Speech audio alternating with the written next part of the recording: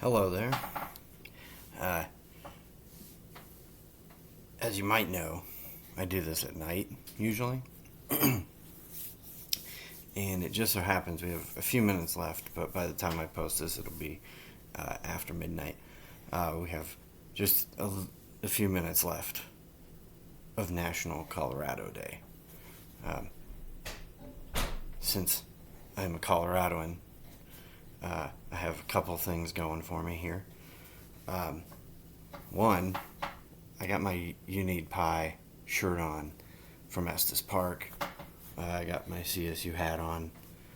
And I have American blended whiskey from Ironton Distillery in Denver. And I'm going to do a real-time tasting of this. I will tell you I've tasted it before. However, I opened this bottle today. I got this bottle just last month in Estes Park at the whiskey warm-up, and I'm happy to have it, and I'm happy to talk about it tonight. So it is from Ironton Distillery. It's an American blended whiskey. It is 33% straight malt and 67% straight wheat. It's 2 years old, 90 proof, from right here in Colorado, which makes sense since it's National Colorado Day. So I'm going to go through the tasting.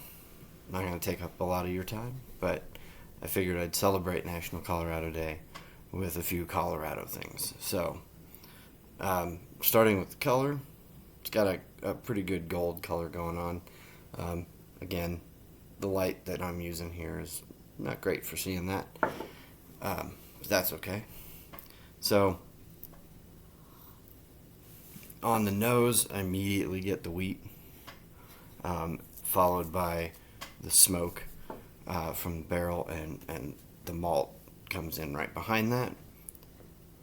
Nothing unexpected there.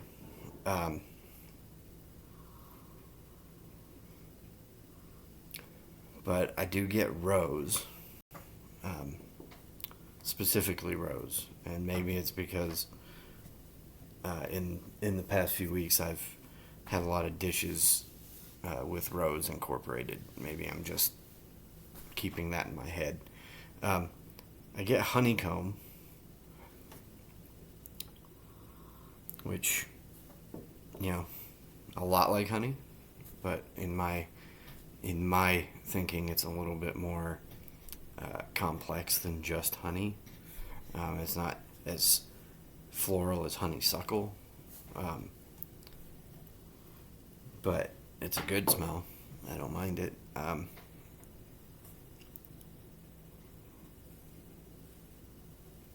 I get some vanilla bean, cinnamon, and there's a hint of dustiness, like not in a bad way, but like just that layer of dust when you brush it away and it kind of poofs up in your face. It's kind of like that, but not in like a horrible way. It's very subtle though. On the nose, it's really subtle. It takes a little bit of effort to get all that stuff going. But I do like it.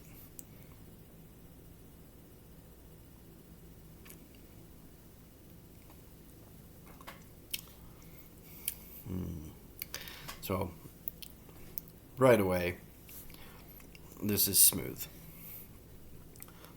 It's easy to drink. It's not painful. It's got a pretty clean follow through from tip of the tongue to the back of the throat. That contains some pear.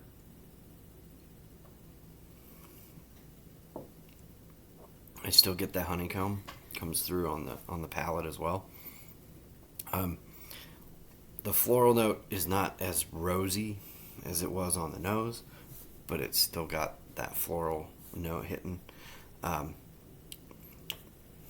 Vanilla to be expected. Cinnamon, just a hint of cinnamon. It's not overpowering. It's not strong. It's just kind of a background.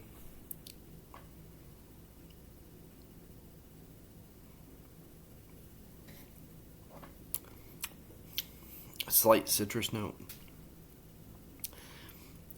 Something subtle. Maybe slightly limey, but it's pretty light on the citrus, but it is there. And I'm getting herbs that I'm going to have to think a second to really place them, but I'm getting herbs very specifically. Herbs that I'm familiar with.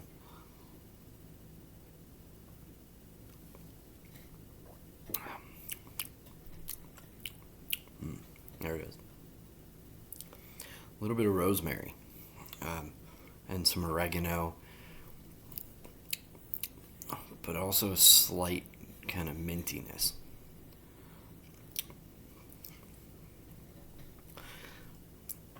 Pretty interesting. I like it. It does bring me in my head to a certain spot, and I know I started doing these kind of nostalgia descriptors. That's what I'm going to call them. They're not necessarily going to be nostalgia. Sometimes they're just going to be things that pop into my head, and hopefully they're not too inappropriate. This one's not. I do have a memory that comes back when I taste this, and that memory is when I lived in Fort Collins. There was an apartment complex called Cambridge House Apartments. Me and my roommate and then 4 of my friends lived in the same apartment complex. It's on the west side of the CSU campus on Plum Street. It was called Cambridge House Apartments back then. It's not called that now. Time marches on. But something about this takes me back to those apartments. And they were nice. There was nothing wrong with them. There's just something about the way the apartment that we hung out in the most, which was not mine, smelled. Could be because there was a lot of partying going on and a lot of alcohol in that room, but it's taken me there. And my friend Jonathan playing Simple Man at like 2 a.m. and neighbors calling the police and stuff like that. But nothing bad. Just some interesting memories from a college apartment. But it was around that time that I started branching out a little bit away from the normal kind of college whiskeys, and realized that there were actually some good, flavorful whiskeys that were fun to drink and more enjoyable than just taking a shot. So it takes me there, which was a long time ago. But at this point, those are fond memories. And it was definitely a step towards something better. So I love the guys from Ironton. They were fun to talk to and hang out with, and hopefully get to see them again soon. But I really like this. This easily could be a daily sipper for me, and I'm glad that I was able to get a bottle of it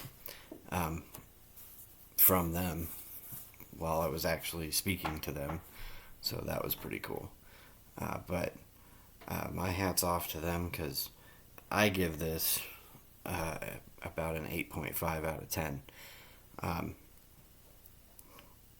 which I don't really like the whole decimal point thing, but I couldn't drop it to an 8, and I don't really give hundreds. You can ask my students.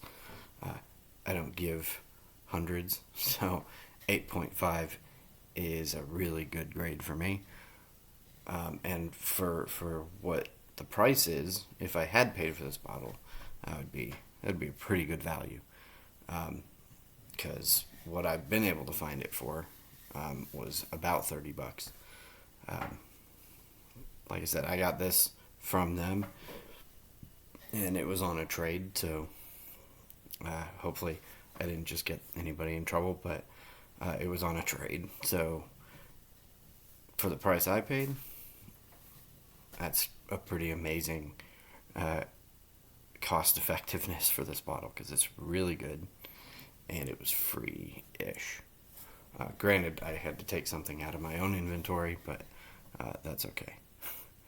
It was definitely worth it. So to the guys at Ironton and ladies, I don't want to say anything too weird, but to Ironton Distillery, cheers.